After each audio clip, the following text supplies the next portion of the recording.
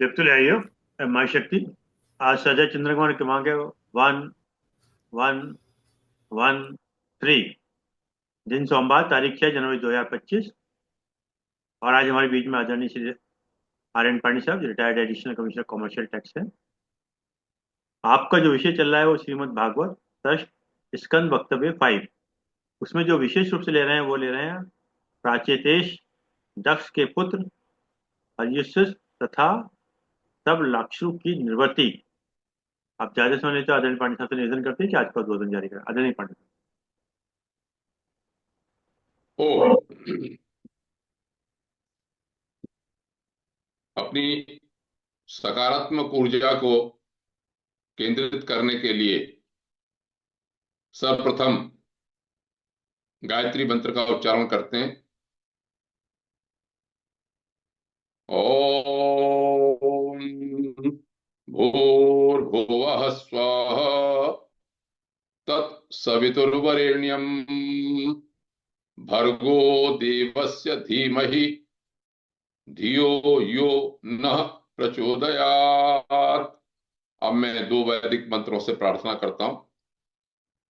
ओम विश्वानि देव सवितर्दुरितानि परासुव यद्भद्रं तन्न आसुव।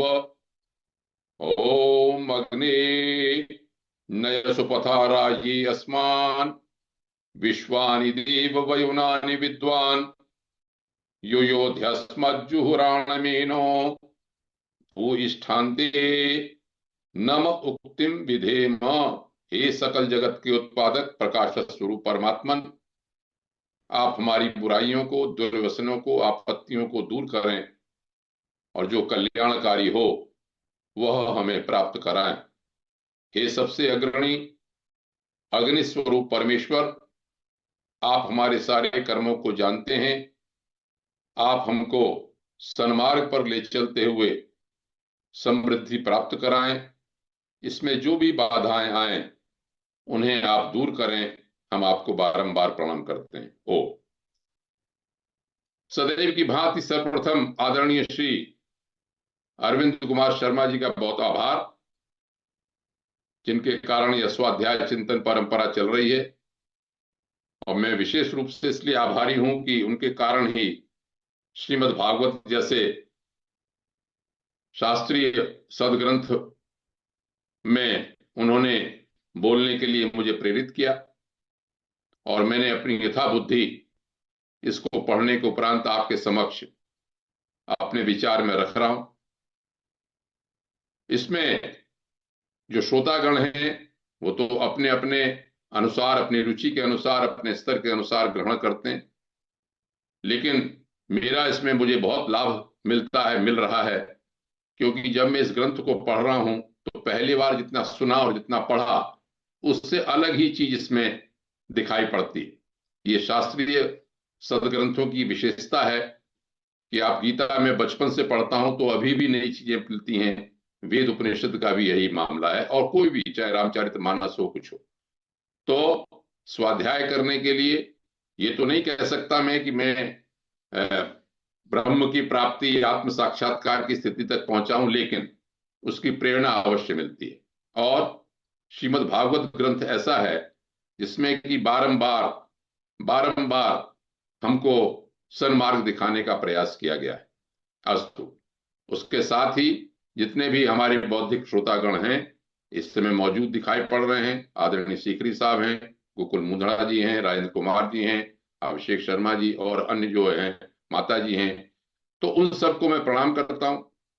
क्योंकि श्रोता के रूप में भी बड़ा धैर्य चाहिए, और आप सब लोगों के बिना ये कैसे श्रोता और वक्ता का मामला साथ तो रहता ही रहता है। उसी के अनुसार इस स्वाध्याय चिंतन की परंपरा चल रही है। तो श्रीमद् भागवत में प्रवेश करने से पूर्व परंपरा अनुसार मैं भगवान श्री कृष्ण तथा परमहंस सुखदेव जी को प्रणाम करता हूं। सच्चिदानंद रूपाय विश्वोत्पत्त्यादि हेतवे तापत्रय विनाशाय श्री कृष्णाय वयम नुमः।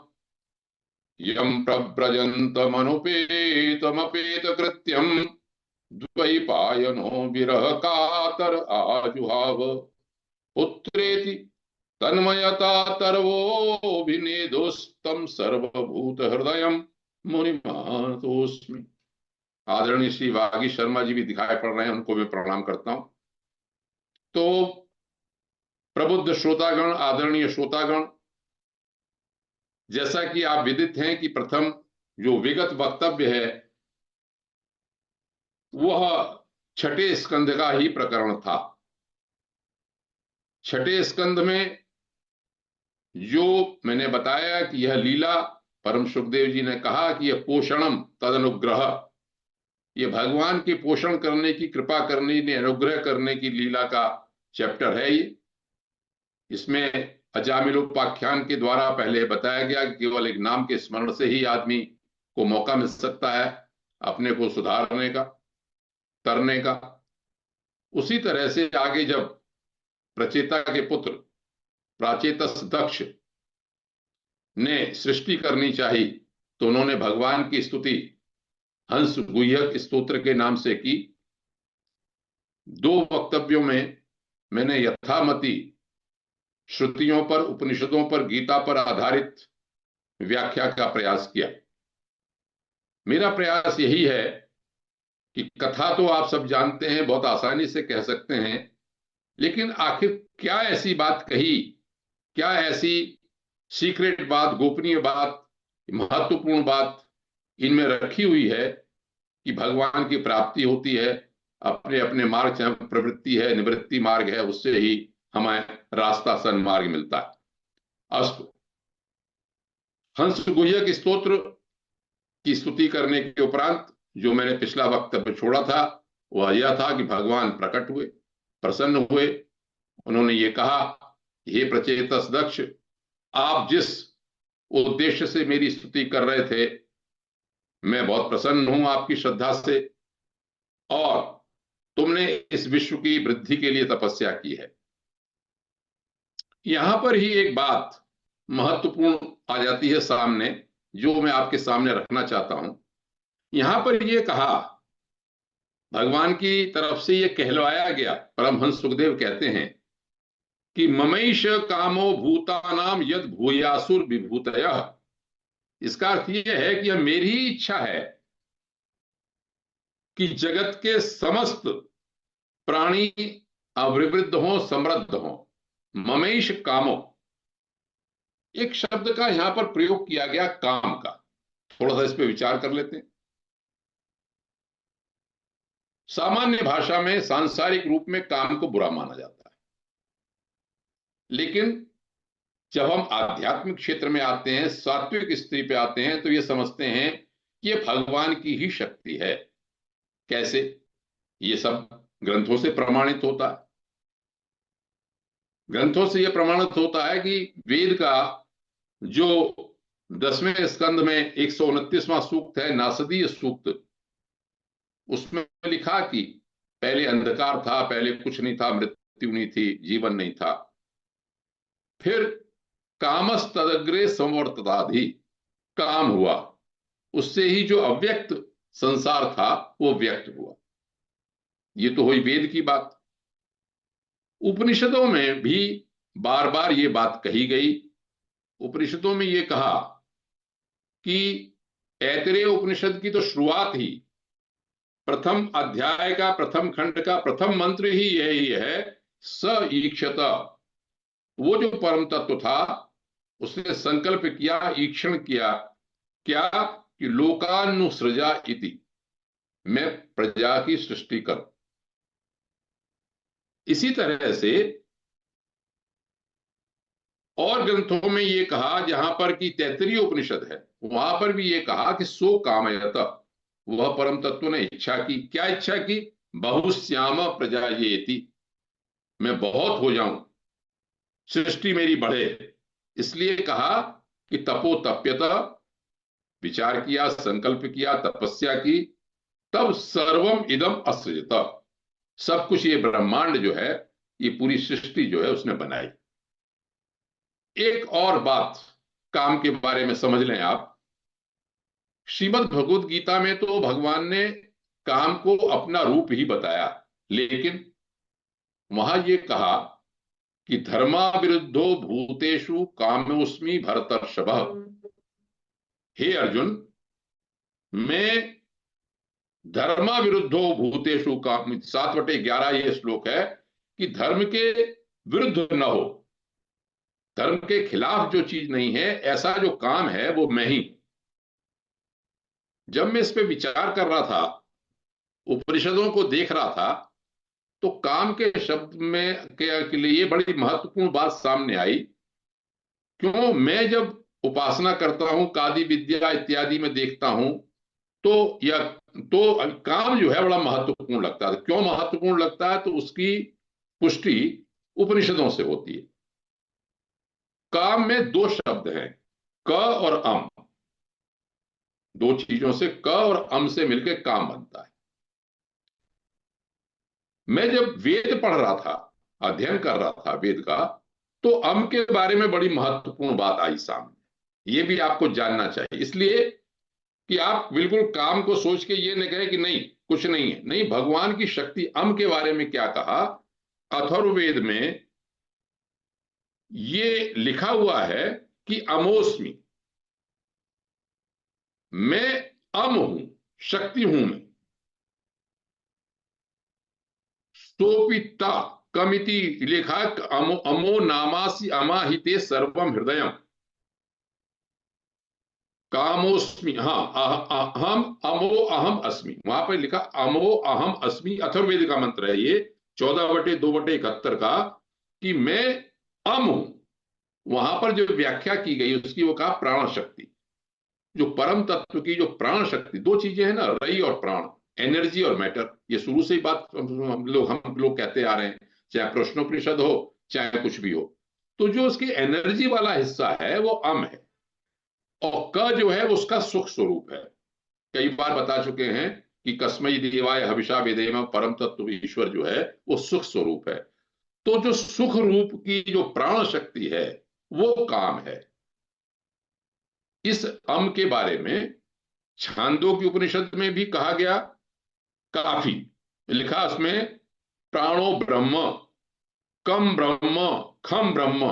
कम जो है ब्रह्म है, प्राण ब्रह्म है। एक जगह तो वहां लिखा अमो नामासी, ये जो परम तत्व है ये अम के नाम से है, यही सब कुछ है। तो कहने का अर्थ मैं केवल इतना यहां पर बताना चाह रहा हूं कि जहां ये भगवान ने ये कहा कि ममैष कामो, ये मेरा काम है, मेरी इच्छा है, काम है, तो काम का अर्थ ये हुआ कि उनकी संकल्प शक्ति है। भगवान ही कह रहे हैं कि मैं ही ये चाहता हूं कि ये विश्व की सृष्टि हो, इसका विस्तार हो, सृष्टि का विस्तार हो। ये उन्होंने प्राचेत दर्श से कहा। इतनी बात कहने पर मेरा केवल तात्पर्य यह है कि ये जो प्राण शक्ति है, सुख स्वरूप, उस प्राण शक्ति से ये पूरा सुख स्वरूप ब्रह्मांड बनाया गया, सृष्टि बनाई गई। ये भगवान की ही इच्छा है, उसका ही रूप है, परम सत्ता का ही रूप है। यहां पर हम जो सांसारिक लोग हैं, जो काम को समझते हैं, स्त्री पुरुष के आकर्षण के रूप में जो देखते हैं, वो इसका रजोगुण रूप है। इसी रजोगुण के बारे में गीता में कहा कि भाई ये काम क्रोध रजोगुण जो है इससे बचना चाहिए। केवल अपने संतान की उत्पत्ति करने के लिए जो है वहां तक ही काम की चीज है। जब हम धर्म के अविरुद्ध, धर्म के विरुद्ध चले जाते हैं, तब ये काम मना किया गया। वरना ये काम भगवान की ही शक्ति है, उसके बिना सृष्टि नहीं चल सकती आगे। चलिए, तो उन्होंने, भगवान ने ये कहा कि ये मेरी इच्छा ही थी कि ये सृष्टि होनी है, इसलिए आपके मन में ये बात आई और मैं बहुत प्रसन्न हूं। वहां ये कहा कि तपो में हृदयम, तप जो है मेरा हृदय है। इसके बारे में पिछली बार भी बता चुका हूं कि तप से ही भगवान ने जब ब्रह्मा जी को दूसरे स्कंध में उपदेश किया था, तब कहा था कि हे ब्रह्मा जी, ये ब्रह्म तप जो है उसी से मैं संसार को बनाता हूं, उसी से मैं नष्ट करता हूं, उसी से मैं धारण करता हूं। ये तपस्या इतनी जो महत्वपूर्ण चीज है। और ये भी कहा यहाँ पे कि भाई हे दक्ष, सबसे पहले मैं ही था, जब कुछ नहीं था तब भी मैं था, और आगे भी मैं रहूंगा। जब सृष्टि रहेगी तब भी और नहीं रहेगी तब भी, मेरा परम तत्व का मेरा कभी नाश नहीं होता। न जब कोई दृष्टा था न दृश्य था, तो भी मैं ही ज्ञान स्वरूप में ही मौजूद था। अब इसके बाद उन्होंने ये कहा कि देखो भाई, अब आप तुम ऐसा करो कि मैं तुम्हारे मन की बात जान गया हूं, तुम सृष्टि करने चलो आगे। इतनी बात कहने के बाद उन्होंने कहा कि पंचजन प्रजापति जो है, उसकी कन्या है, उसका नाम है असिकनी। क्या नाम है? असिकनी। असिकनी से विवाह करो, वो भी तुम्हें सृष्टि को बढ़ाने में सहायता करेगी, और मैथुनी सृष्टि सहवास के द्वारा इस सृष्टि को आगे करो। स्त्री पुरुष के संयोग से सृष्टि बनेगी। तो इसमें यह लिखा है कि सुखदेव जी परीक्षित से कह रहे हैं कि हे परीक्षित, भगवान का ने शक्ति संचार उनके अंदर कर दिया, असिकनी ने भी साथ दिया, तो उन्होंने 10,000 पुत्र उत्पन्न किए, जिनका नाम था हर्यश्व। आज का जो चैप्टर है वो हर्यश्व शवलाश्व के बारे में, निवृत्ति मार्ग में। मैं एक लाइन में या 2 लाइन में इस बात को कह सकता हूं कि हर्यश्व और शवलाश्व को नारद जी ने उपदेश किया और निवृत्ति मार्ग में चले गए, लेकिन नहीं।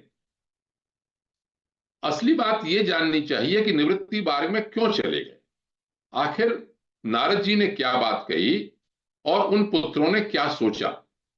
ये इसलिए महत्वपूर्ण है कि इस कथानक के सहारे परमहंस हमको ये बताना चाहते हैं, सुखदेव जी, कि संसार में हम लोगों को, आने वालों को किस दृष्टि से देखना चाहिए। एक सोचने की दृष्टि ये भी है।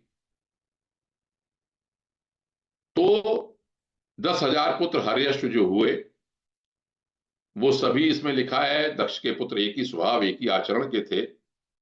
दक्ष से उन्होंने पूछा क्या आज्ञा आया, तो उन्होंने कहा कि नहीं, तुम संतान उत्पन्न करो।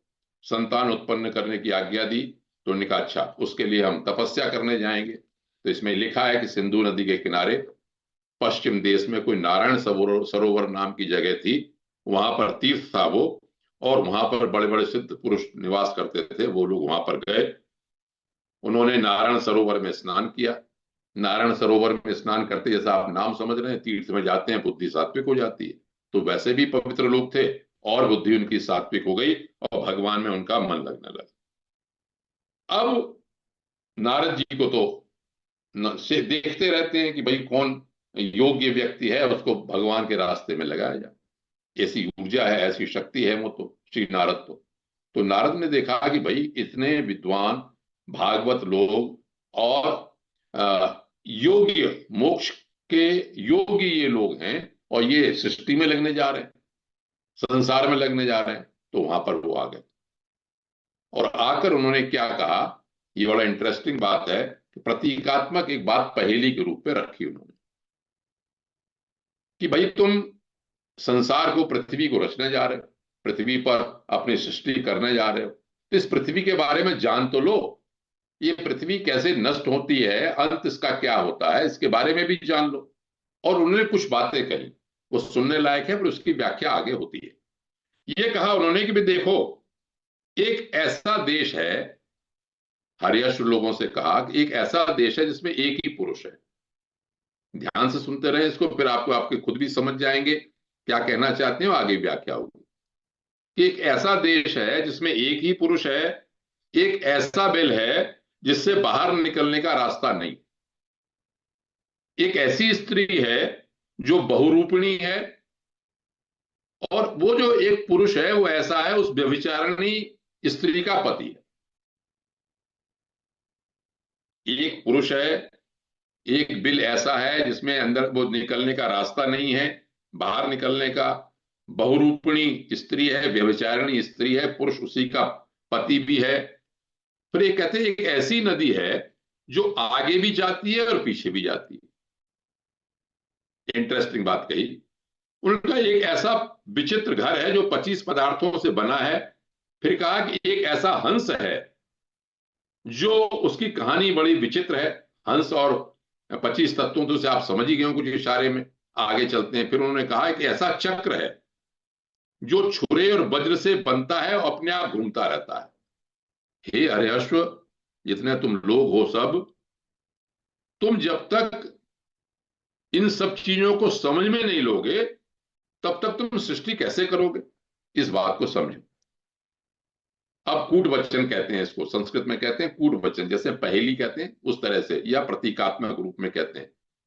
ये बात सामने रख दी। जैसे ही उन्होंने ये कहा नारद जी ने, तो उन्होंने कहा भी नारद जी कोई बात व्यर्थ तो कहते नहीं, अब बड़े विद्वान लोग थे वो तो, हरेश जो थे। अब वो सोचने लगे।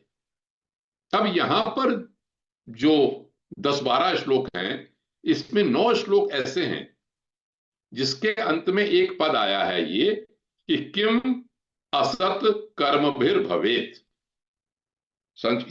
इसका अर्थ तो ये हुआ कि क्या नाशवान कर्मों के द्वारा क्या हो सकता है, नाशवान कर्मों के द्वारा क्या संभव है, इसका अर्थ हुआ। लेकिन मैं मोटे तौर पे साधारण भाषा में कहूं, हर्षवर्धन ने यह सोचा नारद जी के कहने से कि क्या कर्मों के द्वारा मोक्ष मिल सकता है।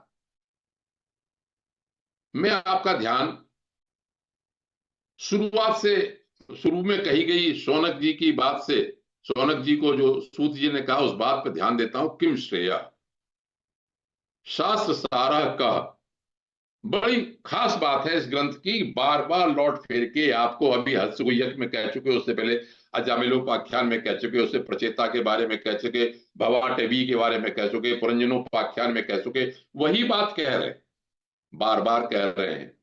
परीक्षित तो बैठे ही हुए हैं, हम लोग भी परीक्षित हैं, हमारी बुद्धि में वो बात आए। ये कहने जा रहे हैं कि निवृत्ति मार्ग, मोक्ष का मार्ग, किम श्रेया।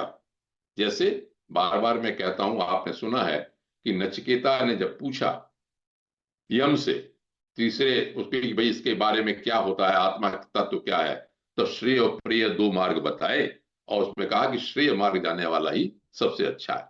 तो किम श्रेय, कल्याण का क्या मार्ग है, वो विभिन्न कथानकों से बताया। अब हरिहर्ष ने क्या सोचा, जरा ये भी आप सुन लीजिए, जो कूट वचन कहे थे उसको उन्होंने क्या समझा। तो उन्होंने कहा भी नारद जी तो ठीक ही बात कह रहे, ये जो हमारा वासना युक्त शरीर, जो जीव जो है, जो आत्मा, वासना के साथ हम इसमें आते हैं अपने पुराने कर्मों को लेके हुए, यही वास्तव में जो जीव है ये पृथ्वी है। आत्मा का ये अनादि बंधन, यही पृथ्वी, ये संसार ही इसका बंधन है।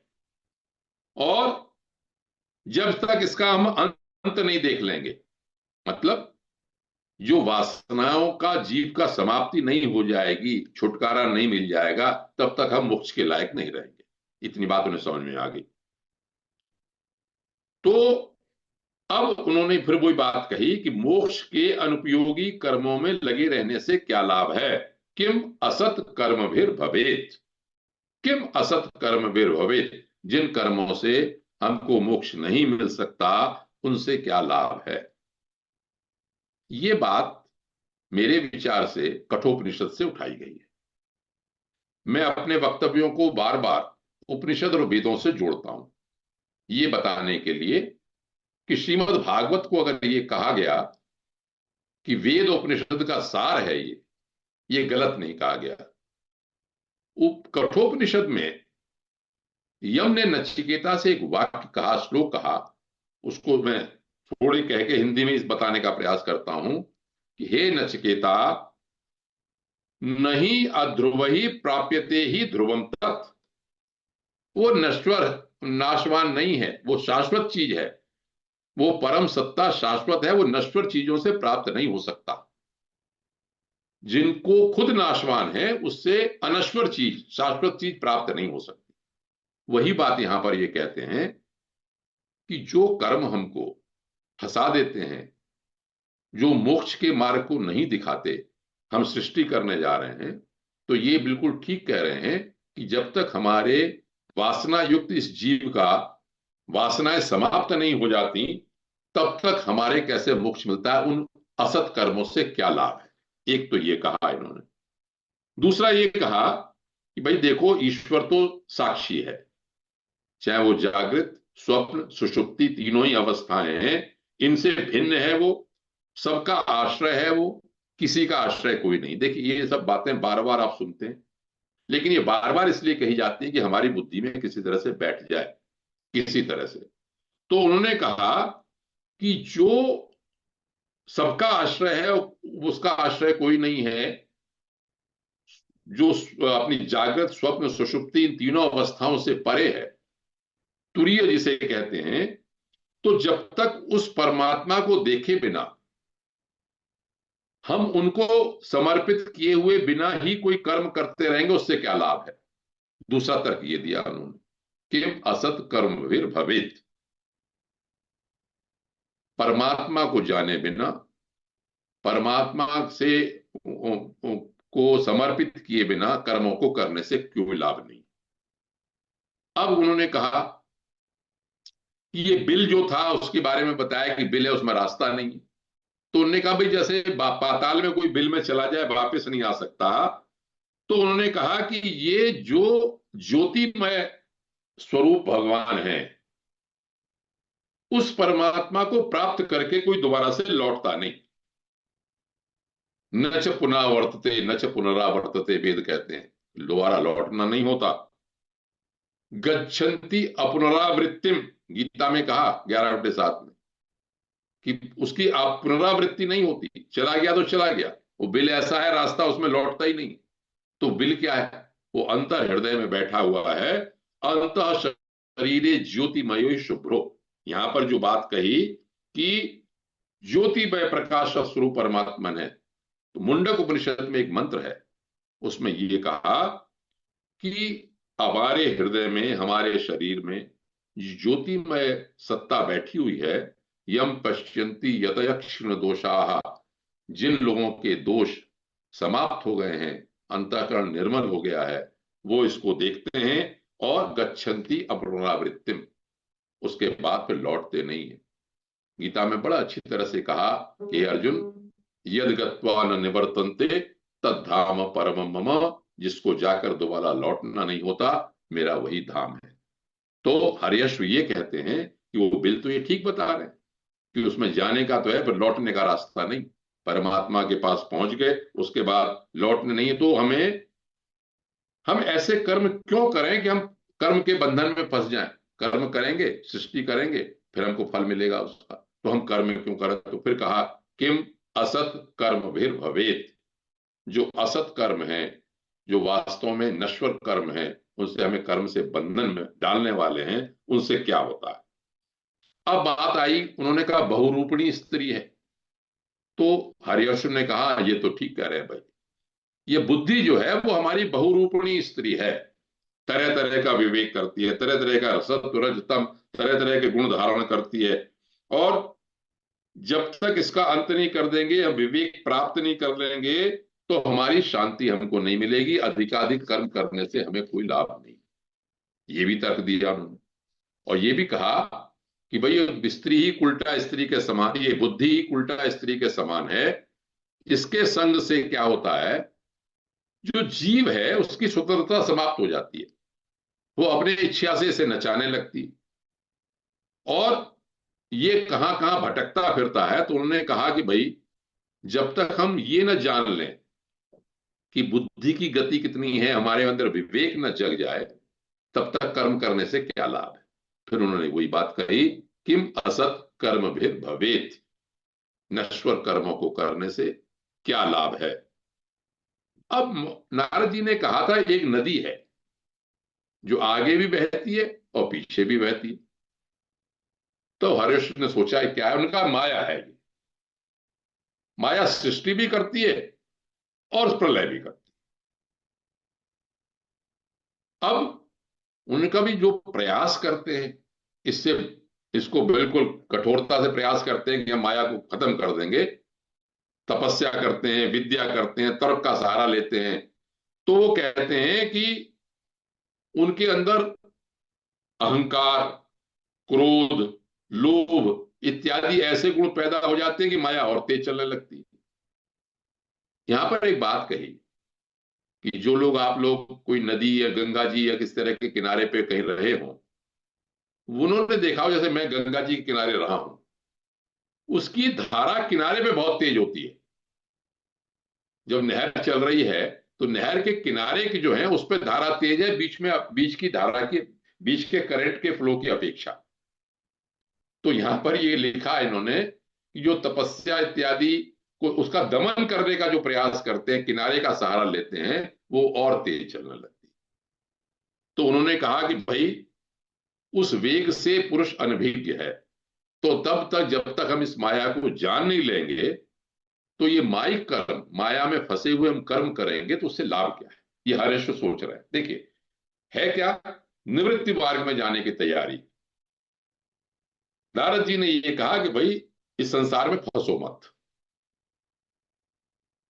ये भी एक मार्ग है, चूंकि निवृत्ति मार्ग भी है और प्रवृत्ति मार्ग भी है। दक्ष क्या कहेंगे आगे प्रवृत्ति मार्ग के लिए, वो भी मैं बात आगे बताऊंगा कि इस समय आज तो टॉपिक इसी बात का है कि हरिश्वर को क्या कहा, उन्होंने क्या सोचा। अगर मैं गीता याद दिलाऊं आपको, तो भगवान ने ये कहा कि हे अर्जुन, देवी येषा गुणमयी मम माया दुरत्यया, ये सत्वरजतम वाली जो मेरी देवी शक्ति की ये माया है, ये इसको पार पाना बहुत मुश्किल है।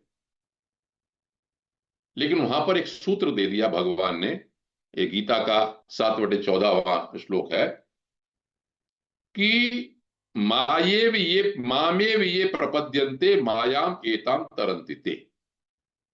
लेकिन हे अर्जुन, जो मेरी शरण में आ जाते हैं, जो भगवान की शरण में चले जाते हैं, पर्वत सत्ता की शरण में चले जाते हैं, गुरु की शरण में चले जाते हैं, इष्ट देव की शरण में चले जाते हैं, अपने निर्मल हृदय की शरण में अपने आप ही ढूंढ लेते हैं, वो इससे तर जाते हैं। यहां ये नहीं कहा कि कर्म करने की बात है, तो अनासक्त कर्म की तो अलग बात है, लेकिन यहां पर ये सोच रहे हैं क्योंकि उन्हें सृष्टि करनी थी, और नारद जी ने उन्हें एक तरह से उनको आशंका डाल दी, कहा कि जो तुम कर्म करने जा रहे हो उसमें तुम्हें मोक्ष प्राप्त होने वाला नहीं। और फिर कहा, उन्होंने सोचा कि ये पश्चिम तत्वों से, 25 तत्वों से बना हुआ तो हमारा शरीर ही है, लेकिन इसका जो अधिष्ठाता है वो परम सत्ता है। उससे जब तक हम इस 25 तत्वों से स्वतंत्रता प्राप्त नहीं कर लेंगे, शरीर के आवागमन से हम मुक्त नहीं हो जाएंगे, तब तक हमें कर्म करने से क्या लाभ। फिर कहा ये शास्त्र जो हैं वो हंस की तरह से हैं, ये सही और गलत हमको बताते हैं। बंध मोक्ष चेतन जड़, अध्यात्म शास्त्र का हंस रूपी, अध्यात्म शास्त्र रूपी हंस का आश्रय लेके हम मोक्ष को प्राप्त हो सकते हैं। तो श्रोतागण, मोक्ष की बात हो रही है। श्वेताश्वतर उपनिषद में इस बात को बार बार कहा है कि तमेव विदित्वा मृत्युम अति एति, उसी तत्व को जानकर ही हम मृत्यु के बंधन से छूट सकते हैं। नान्य पंथा अयनाय, और कोई मार्ग है नहीं। ये भी कहा कई जगह, ज्ञात्वा देवम मुच्यते सर्व पाश ही, उस परम तत्व को जानने के उपरांत सारे पाशों से मुक्त हो जाते हैं, इसको भी उन्होंने कहा। ये अब उन्होंने एक ये बात भी कही थी, एक चक्र है, नारद जी ने कहा था कि एक ऐसा चक्र है जो अपने आप घूमता रहता। तो हरेश्वर ने कहा वही बात तो नारद जी ने ठीक है। ये चक्र क्या है, काल ही एक चक्र है, निरंतर घूमता रहता, तीखा है, सब खत्म करता रहता सबको। भगवान ने 11वें अध्याय में श्रीमद् भगवद गीता में जब अपना रूप दिखाया, विश्व रूप, डर गया अर्जुन और पूछा भगवान कौन है, तो वहां का कालोस्मी, हे अर्जुन मैं काल हूं, लोकक्षय कृत प्रवृत्तो लोकान समाहार तुम यह प्रवृत्त, मैं सारे संसार को, सब ब्रह्मांड को, सारी सृष्टि को खत्म करने में लगा हुआ हूं। प्रतिक्षण बदल जाती है सृष्टि। उसी काल की बात नारद जी को कह रहे हैं, पहले काल को जान तो लो। उन्होंने कहा भाई देखो, ये काल तो परम स्वतंत्र है, सकाम भाव से हम अनुष्ठान करते हैं, हम जो अनित्य कर्म करेंगे उससे लाभ क्या है। फिर वही बात कही यहां पर गीता में, कहा देखो भाई, ये जो बात कह रहे हैं ना, इसमें बार बार जो मैं आपको एक शब्द बता रहा हूं, किम असत कर्म भीर भवे, असत कर्म। गीता में दूसरे अध्याय में साफ बात ये कह दी 2/16 में कि हे अर्जुन, असत की सत्ता नहीं है। असत माने जो नश्वर है वो नाशवानी है। ना सतो विद्यते भावो, और ना भावो विद्यते सतः। और जो सत है, जो शाश्वत परम सत्य है, वो कभी खत्म नहीं होता। वही बात नारद जी ने इशारे में कही और हरेश्वर ने समझी।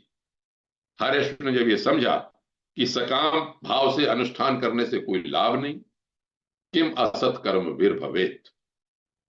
इतनी सारे तर्कों को समझने के उपरांत उन्होंने कहा भाई शास्त्र ही पिता है असली, दूसरा जन्म शास्त्र के द्वारा ही होता है। बस हरिअश्व ने ये सुखदेव जी परीक्षित से कह रहे हैं, हे परीक्षित, नारद जी ने जो कूट वचन कहे, हरिअश्व ने लोगों ने उसे विचार किया, और विचार करने के बाद कहा, क्या किया? परिक्रम, उनकी परिक्रमा की नारद जी की, हाथ जोड़ के, और प्रययु पंथानम अनिवर्तनम, उस रास्ते पर, मार्ग पर चले गए जहां से कभी लौटना नहीं होता।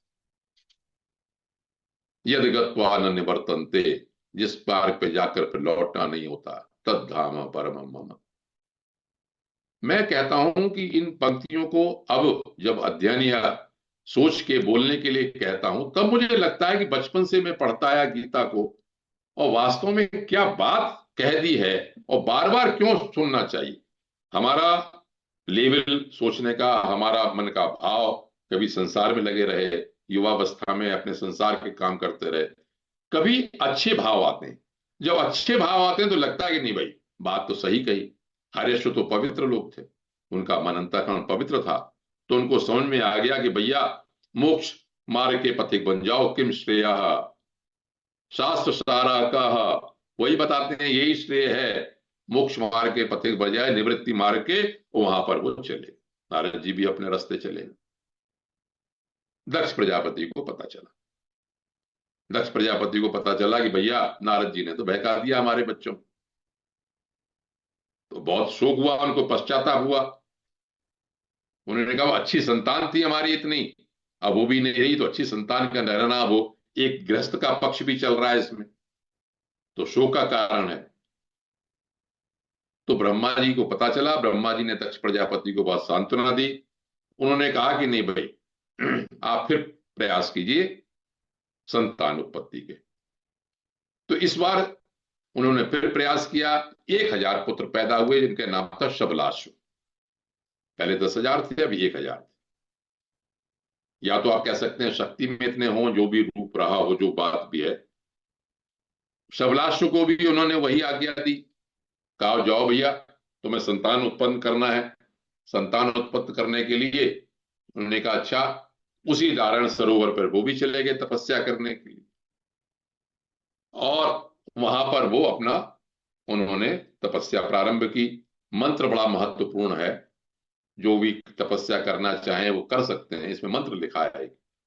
मंत्र में पढ़ देता हूं, उसका अर्थ भी बता देता हूं, किस मंत्र का जाप किया उन्होंने। ओम नमो नारायणाय पुरुषाय महात्मने, विशुद्ध सत्य धिष्णाय महाहंसाय धीमहि।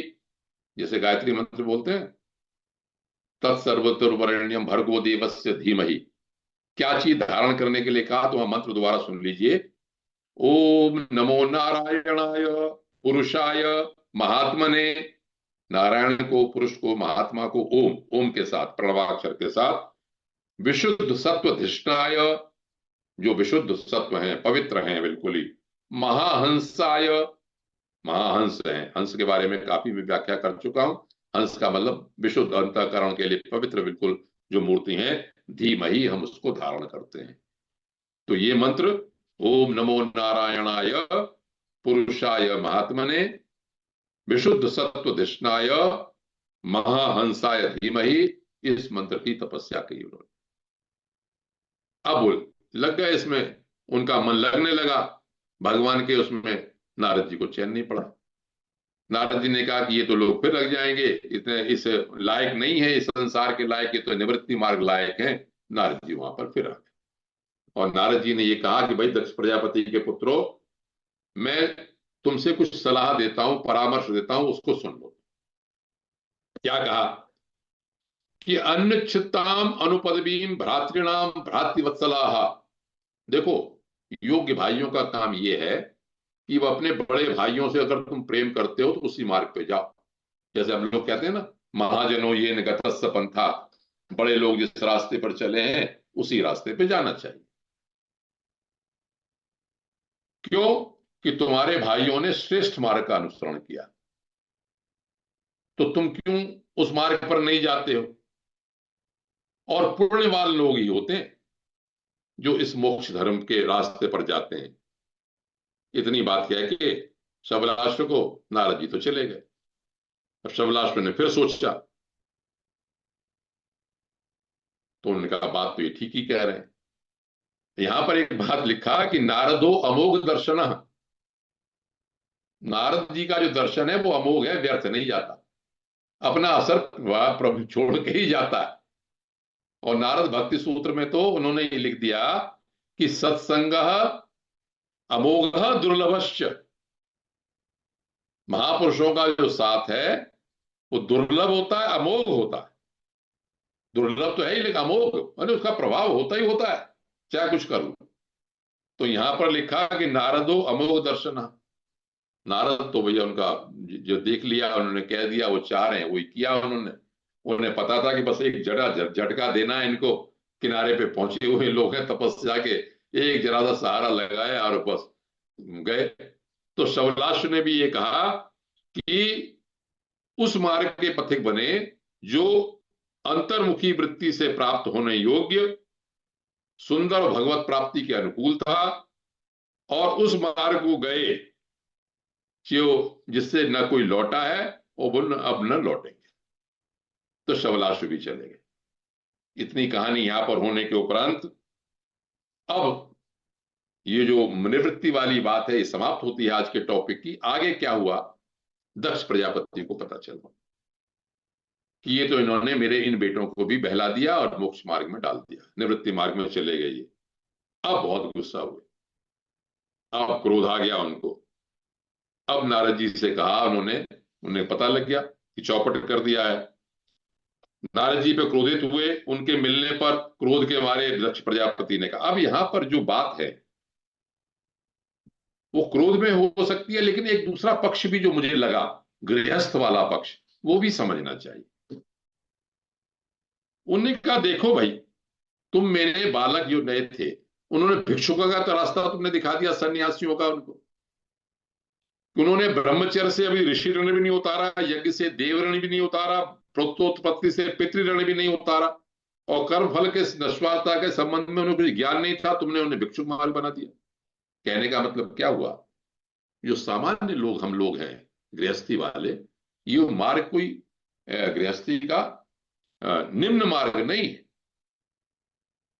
क्योंकि शास्त्र यह भी कहते हैं, जब शास्त्र मोक्ष मार्ग की बात कहते हैं तो शास्त्र ये भी कहते हैं कि हमारे ऊपर जो हम पुरुष मनुष्य जन्म लिया उसमें तीन ऋण तो हैं ही, ऋषि ऋण, देव ऋण और पितृ ऋण।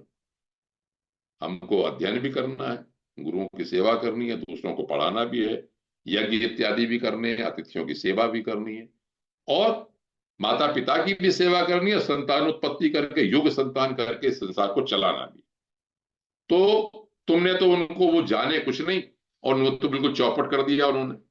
और ये भी कहा अब जब तुम्हारे दिल में दया नहीं है, देखो जो मोक्ष मार्ग वाले होते हैं सन्यास दिला देते हैं, तो हम लोगों को तो यही लगेगा कि भैया इन लोगों ने तो हमारा गया चेला और चेला बना लिया, सन्यास दिलवा दिया और जो छुट्टी करी घर में बुला लिया। कितने लोग चले जाते हैं बड़े बड़े महात्माओं के यहाँ चेले बन जाते हैं, तो गृहस्थी लोग तो यही सोचते होंगे कि इन्होंने तो सब कुछ कर दिया। खैर, उन्होंने कहा मैं जानता हूं कि तुम दुखी प्राणियों पे सदा सर्वदा दया करने के लिए है, लेकिन तुम लोगों से बैर रखते हो। मेरे बच्चे जिस उद्देश्य से गए थे संतान के लिए, तुमने इनको मोक्ष मार्ग पर इनको चला दिया, इन्होंने ये तुमने ठीक नहीं किया। और ये भी कहा, एक तर्क दिया, ये हमारे लोगों के पक्ष में तर्क है।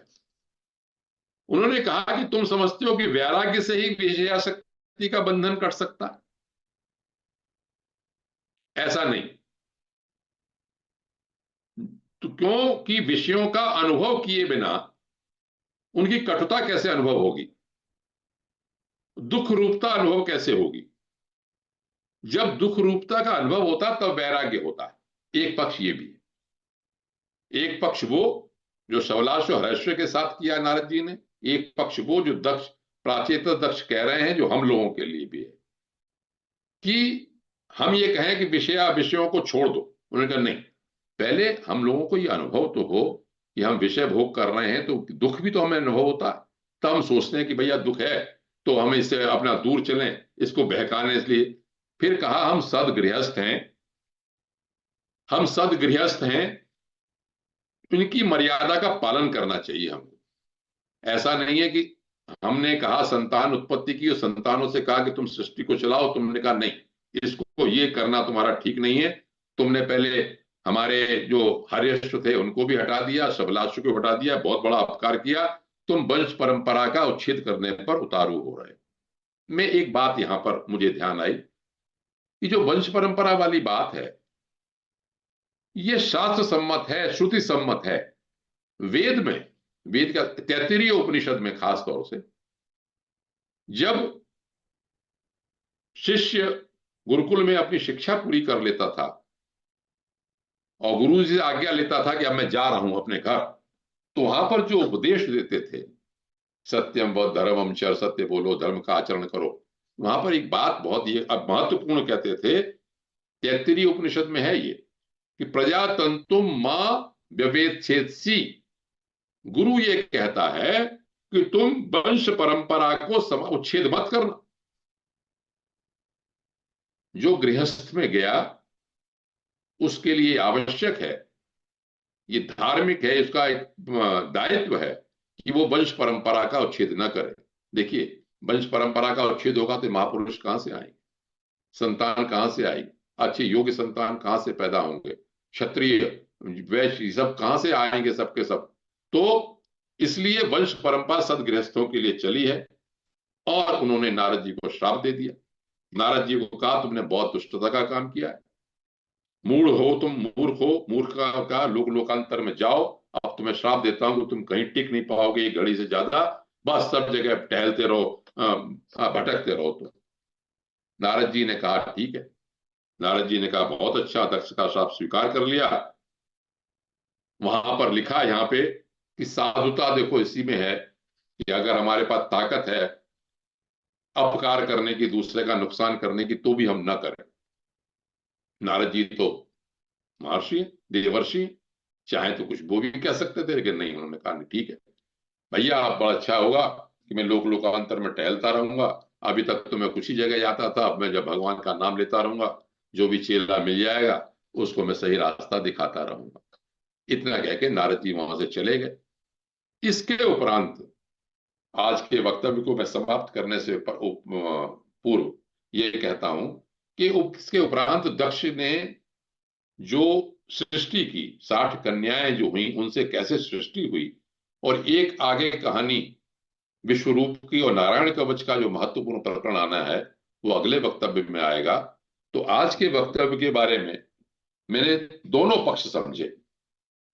ये पक्ष भी समझा कि निवृत्ति मार्ग भी है, केवल कर्मों से भी हमें मुक्ति नहीं मिलनी, लेकिन ये पक्ष भी समझा कि गृहस्थ के लिए योग्य संतान उत्पन्न करना ये भी उसका दायित्व है, और संसार में रहते हुए भी हम उचित कर्म करके उस परम तत्व को प्राप्त कर सकते हैं। निवृत्ति मार्ग अपनी जगह है, प्रवृत्ति मार्ग अपनी जगह है। सृष्टि की परंपरा यदि समाप्त हो जाएगी तो संसार कैसे चलेगा। तो दोनों ही मार्ग हैं और दोनों ही तर्क अपनी जगह ठीक हैं। यहां पर आज के प्रकरण में सबलाश्व और हर्यश्व को किस तरह से नारद जी ने अपनी बात समझाई मोक्ष के मार्ग के लिए, क्या क्या तर्क दिए, वो सब बात इसमें सामने आई है। आगे कैसे सृष्टि चलेगी, कैसे नारायण कवच को विश्व रूप के कैसे प्रकरण आएगा, वो मैं अगले प्रकरण में बताऊंगा। मैं ये समझता हूं कि केवल हमको सही मार्ग, सही विचार, ये शास्त्र तरह तरह से बताते हैं, विरोधी विचार भी हो सकते हैं, लेकिन दोनों ठीक हैं। हमको अपना दायित्व स्वयं स्वीकार करना है, अपनी विवेक बुद्धि को जगाना है, किसी भी तरह से अंतःकरण को शुद्ध करते हुए उस परम तत्व को प्राप्त करना है, उस उद्देश्य को प्राप्त करना है जिसके लिए भगवान ने हमें यहाँ भेजा, या पुराने जन्मों में हमने अच्छे कर्म किए। इसी बात को कह के मैं आज का वक्तव्य समाप्त करता हूँ। बहुत बहुत धन्यवाद आदरणीय आनंद पांडे साहब। सभी लोग अनम्यूट हैं। इस संबंध में कोई जिज्ञासा, कोई प्रश्न है? तो आदरणीय पंडित साहब से पूछ सकते हैं। बाद में दो शब्द हमारे आदरणीय भाभी शर्मा जी बोलेंगे।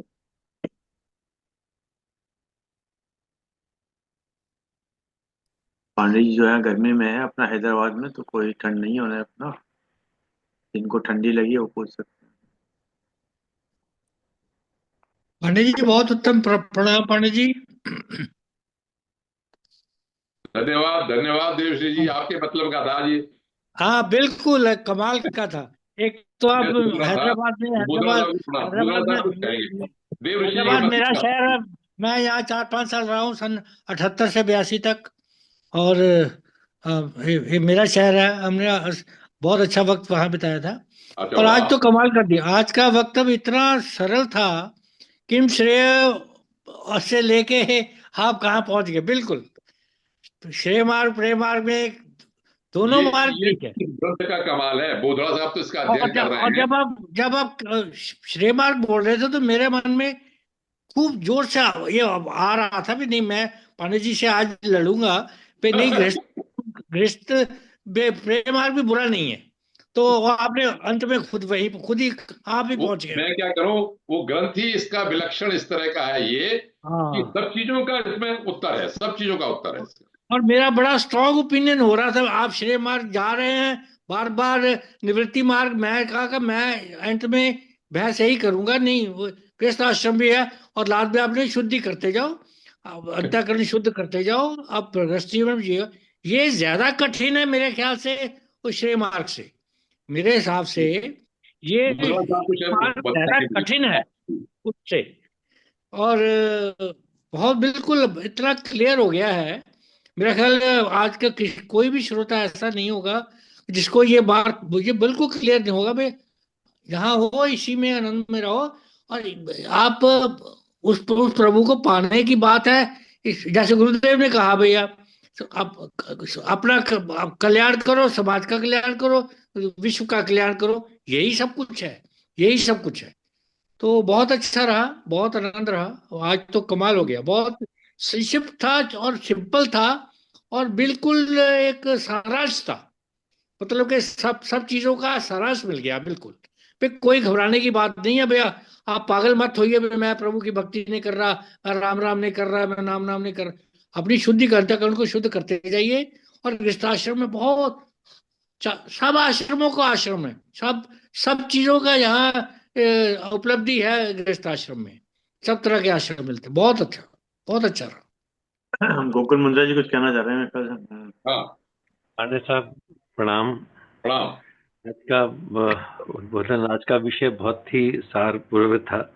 और इसमें जो ये जो बात है, ये 9 श्लोक जिसमें आपने बताए थे, किम असत कर्मम कर्म विवद भवेद। ये जो है, ये मुझे लगता है, जब आप कह रहे तो मुझे लगता है कि इसमें बहुत गहरी बातें हैं इसके अंदर में। तो इसको बहुत देर तक इसको पहचानना पड़ेगा पढ़ करके, क्योंकि निवृत्ति मार्ग इतना आसान नहीं है, पर बहुत कष्ट भी, बहुत बहुत तकलीफदायक भी नहीं है। खाली अंत को जानना जरूरी। जब अंत समझ में आ जाए, ये बात जहां से बात शुरू हुई थी कि उसके अंत को तो जाने बगैर उसको तुम जान ही नहीं सकते। और वास्तव में अंत की तरफ हम देखने का प्रयास ही नहीं करते। तो इस बात को जो नारद जी ने यहाँ कहा कि उसके अंत को जानने की बात, बड़ी गहरी बात। और जो समापन जहां इस बात पर था कि भाई ठीक है, जो संसार, हम आप जैसे व्यक्ति जो है संसार में, तो उनके लिए तो बहुत अच्छा मार्ग बताया कि जब आप गृहस्थ के जो, मान लीजिए हमारे बेसिक दायित्व पूरा होने के बाद, फिर हम उनके बंधन में न बंध करके अपने आप को निवृत्ति की ओर ले जाए, जितना दूर ले जा सके, अंदर में रहते रहते ले जा सके। तो दोनों मार्ग साथ साथ भी सिद्ध हो सकते हैं। पहले चरण में गृहस्थ की कम कर लें, वानप्रस्थ और कि सन्यास की तो घर विवाह छोड़ दें, वानप्रस्थी सन्यास है। और वानप्रस्थ को सही ढंग से वानप्रस्थ अगर ले लिया जाए तो निवृत्ति मार्ग वानप्रस्थ में ही पूरा हो जाए। ये मुंद्रा आज तो साहब यहाँ एक थोड़ा सा तर्क बता रहा। जब आप गृहस्थ मार्ग से जब उस अवस्था में पहुंच जाते हैं कि निवृत्ति मार्ग की तरफ इसका मतलब आपका अंतःकरण शुद्ध हो गया। हाँ, आप फिर निवृत्ति मार्ग आपको मिलेगा क्या वापस नहीं आने में? आपको नहीं ये तो वापस सब, आने में तो बहुत कुछ मिलेगा, लेकिन नहीं ना वापस आने में तो कुछ भी नहीं मिलेगा। आप नहीं यहाँ नहीं, ये तो समाज ये कल्याण समाज कल्याण की बातें कर सकते हैं, लोगों की आत्मा को और शुद्ध कर सकते हैं। लेकिन जब आओगे नहीं तो आप तो एक आपने दायित्व को छोड़ दिया। तो नहीं, मेरे इसमें बात ऐसी है सर, जहां तक मैं समझ पा रहा हूं कि एक तो आना होता है कि कर्म फल में बंधन में बंध करके आना, और एक आना होता है किसी उद्देश्य को लेकर के आना। उद्देश्य को लेकर मैं महापुरुष उद्देश्य भी की बात आते हैं, हाँ, महापुरुष भी आते हैं, उद्देश्य लेकर के आते हैं। हाँ। जितने महापुरुष हैं वह हम आते हैं कर्म फल में बंधन बंध करके आते हैं।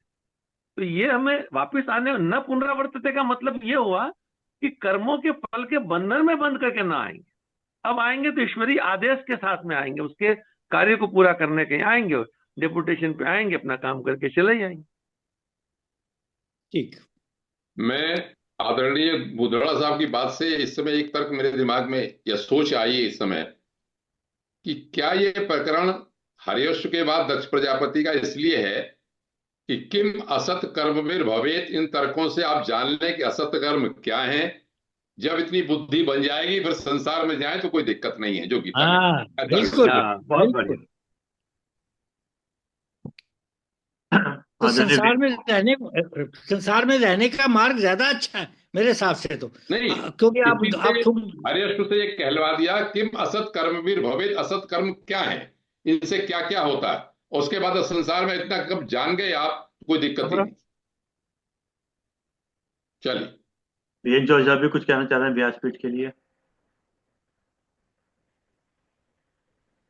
व्यासपीठ को प्रणाम, बहुत बहुत प्रणाम।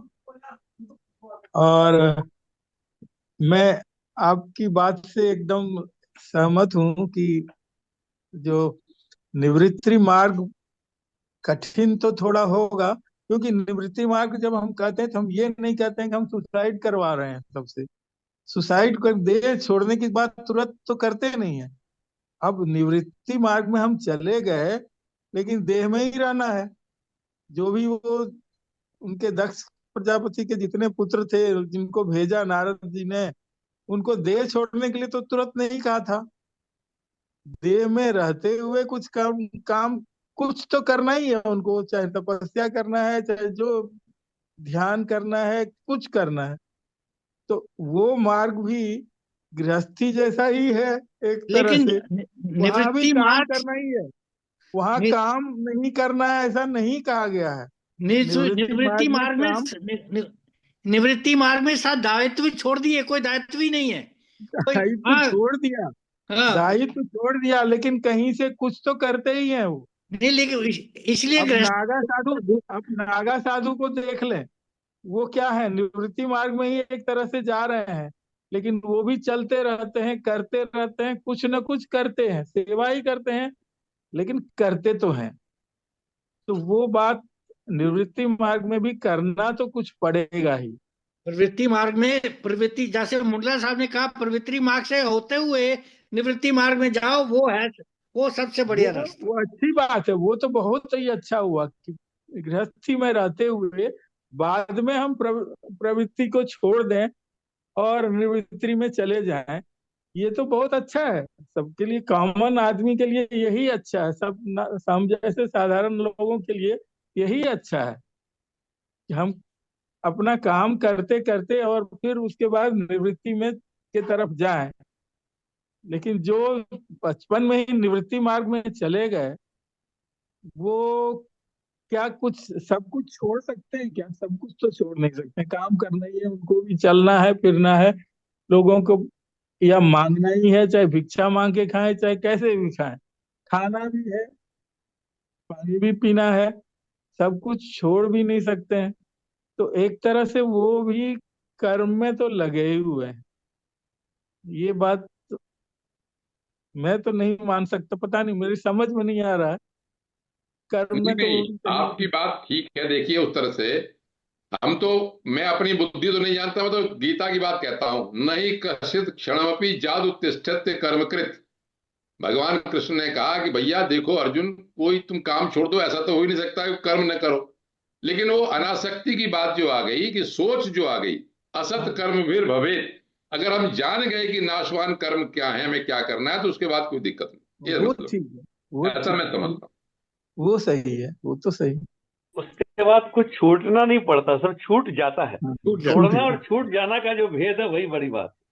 छूट जब गया। जान गए कि इसका ये है तो छूट जाएगा, फिर छोड़ना नहीं पड़ेगा। सही बात। सच में सच। आज बहुत अच्छा व्यासपीठ से हम लोगों को ज्ञान मिला। बहुत बहुत प्रणाम। शेखी साहब, वागीश जी कुछ धन्यवाद दे रहे हैं, आप भी कुछ बोल दो। धन्यवाद तो वागीश जी देंगे देंगे।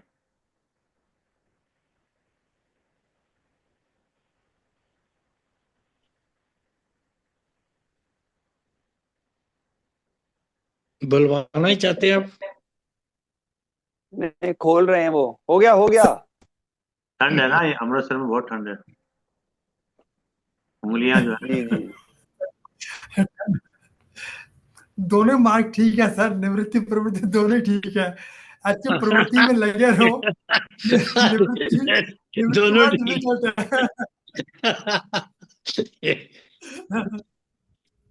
अगर जिस क्रम में लगे रहो अपना भी आ जाएगी। ये बढ़िया, दोनों ठीक है। ऐसा कि ये इस संसार को चलाने का ठेका ना हमारा नहीं है। वो एडमिनिस्ट्रेटर बैठा हुआ है, हमें घुमा रहा है, बस से घुमा रहा है, हम घूमे जा रहे हैं। ये बस की बात नहीं है। चलिए, आदरणीय वागीश शर्मा जी। सभी को प्रणाम। और मेरे जो मैं क्या कहूं, क्योंकि आप सभी गुणीजनों ने इतनी बातें कह दी हैं। और पांडे साहब ने जैसे कि कहा, या पूरा उद्बोधन अभी तो टू बी कंटिन्यूड है। जो इसका कंस्ट्रक्टिव पार्ट है वो अभी आना बाकी है। और ये भी बात सही है कि वानप्रस्थ, आप सभी लोग जानते हैं, वानप्रस्थ का वैसे यदि शाब्दिक अर्थ जाना जाए तो जंगल का रास्ता है, जंगल या एकांत में जाने वाली सड़क को वानप्रस्थ कहते हैं। और ये तीसरा चरण है, हम जानते हैं। क्योंकि और सबसे इंपॉर्टेंट बात यह है कि ब्रह्मचर्य या गृहस्थ के बाद जब ये आता है तो इसका जो अंत है वो वास्तव में जंगल की तरफ या सन्यास की तरफ ही जाता है। क्योंकि ये भी हमारे वैदिक आश्रम प्रणाली का एक हिस्सा है। और वास्तव में ये तब शुरू होता है कि जब व्यक्ति घरेलू जिम्मेदारियां अपनी अगली पीढ़ी को सौंपकर और वहां से निवृत्ति की तरफ चला जाता है। क्योंकि मेरे पहले वाले जितने भी वक्ता रहे उनका निवृत्ति पे बहुत जोर रहा कि जो भी निवृत्ति की तरफ धीरे धीरे जा रहा है, का मतलब निवृत्त का मतलब अलग अलग हो गया। तो अब इसमें एक पुरुष हो या महिला हो, जब गृहस्थ चरण को छोड़ते हैं या वो सन्यास की तरफ या तपस्या की तरफ चले जाते हैं, तो ये वास्तव में ये वानप्रस्थ का एक ऐसा चरण है जिसको वैसे बहुत इंपॉर्टेंट माना गया है। लेकिन यदि आप वैसे देखें, गृहस्थी के लिए यदि इसे माना जाए तो गृहस्थी के लिए अपना अर्थ और काम को छोड़कर धर्म और मोक्ष की तरफ या आध्यात्मिक मुक्ति की तरफ जाने की तरफ एक ऐसा चरण है जिस पर उस जो है मेन उसका फोकस रहता है। और इसी को बड़े सोफिस्टिकेटेड वे में पांडे साहब समझा रहे हैं। अब मैं तो मुझे तो जो शेक्सपियर ने कहा था ना, टू बी और not to be, that is the question. मैं तो अभी इसमें हूं कि ये जो दक्ष प्रजापति के सामने जो इन्होंने एक ऐसी वो रख दी है, वो बच्चों को, नारद जी तो नारद जी है, वो तो उनका तो काम ही है कि जो सीधा चल रहा हो उसे टेढ़ा चलाओ, जो टेढ़ा चल रहा हो उसे सीधा चलाओ। तो उनके सामने जो उन्होंने ये स्थिति रखी है उन बच्चों के सामने, बालकों के सामने, तो उसके पीछे वही है, वही जो राम रचि राखा होना तो वही है जो कि उनके प्रारब्ध में लिखा हुआ होगा। पर उस सब के बावजूद भी जो ये अभी तक तो प्रस्तावना या एक तरह से जो इसकी जो सेट कर दिया है, प्लेटफॉर्म सेट कर दिया है पांडे साहब ने। अब अगला जो उद्बोधन होगा वो निश्चित ही हमें किस ऐसी दिशा या दशा की तरफ ले जाएगा जो सभी के लिए श्रेयस्कर होगी। पांडे साहब का बहुत बहुत आभार कि वो हमारा इसी तरह मार्गदर्शन भी करते रहते हैं और बड़कर सारगर भी। तो बड़ा ये बात बहुत है कि आज पांडे साहब ने, जैसे कि उनके कई बार बड़ी ओवरहेड ट्रांसलेशन हो जाती थी, आज संस्कृत का उन्होंने बहुत कम उपयोग किया, इसलिए आज बड़ा सुग्राह्य रहा। तो पांडे साहब का बहुत बहुत आभार। और अब अरविंद भाई साहब जो चाहें वो कहें, या पांडे साहब भी यदि कुछ कहना चाहें तो। बहुत बहुत धन्यवाद। बहुत बहुत धन्यवाद आदरणीय वागीश शर्मा जी। बहुत बहुत धन्यवाद आदरणीय अरविंद पांडे साहब, आपने समय निकाल के समय दिया। हम आपके आभारी हैं। और जूम के लोगों का विशेष रूप से धन्यवाद कि आपने समय निकाल समझ लिया। और जैसा कि एक विचार था, तो 3 बार ओम के साथ अपनी बात समाप्त करते हैं। आज का विचार बहुत छोटा, बहुत संक्षेप में, बहुत गहरा, समझने वाला, ध्यान देने वाला है। इस संसार का सबसे मजबूत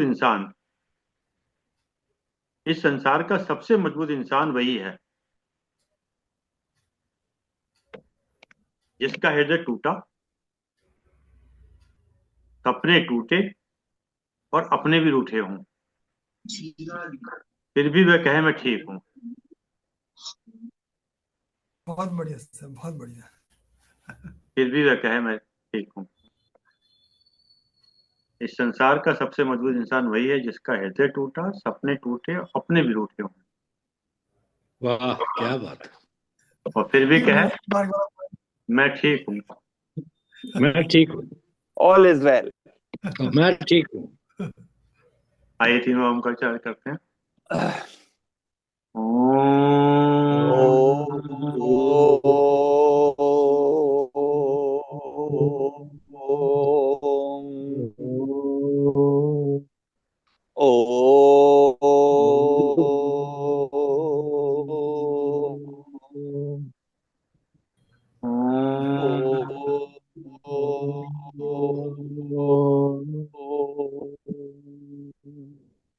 शांति शांति शांति। प्रणाम सभी को प्रणाम, प्रणाम। सभी प्रणाम।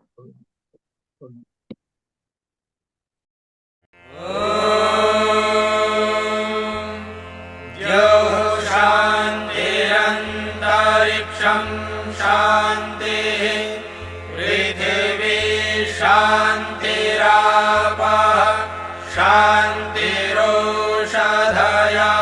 शान्तिः वनस्पतयः शान्तिर्विश्वे देवाः शान्तिर्ब्रह्म शान्तिः सर्वं शान्तिः शान्तिः